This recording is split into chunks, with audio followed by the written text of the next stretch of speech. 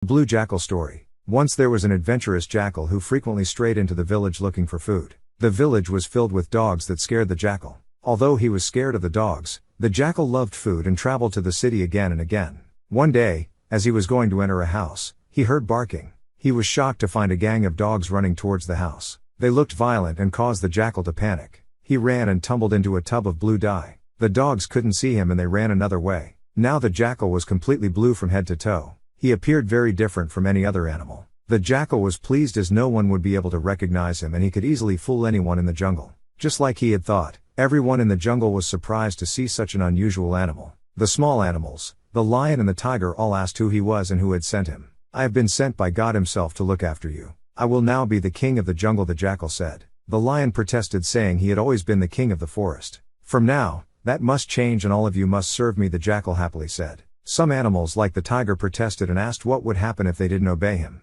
He replied saying God would destroy the entire jungle if they didn't. Scared for their lives and their jungle, the animals asked the blue jackal what he would like them to do. "Bring me lots of food," said the blue jackal promptly. The animals quickly scurried and returned with lots of food for the jackal. He had so much food that he gave his leftovers to the other animals and told them that they had to serve him fresh food every day. He even threw out the pack of jackals from the forest because he knew that they could identify him someday. The blue jackal was very happy with himself for fooling the entire forest and was happy to be away from the city dogs. But one day the band pack of jackals was walking around the forest and howling loudly. The blue jackal began howling out of habit too. Because of this mistake, the other animals quickly identified him as a jackal and destroyed him. Moral of the story: be true to yourself and don't pretend to be someone you are not.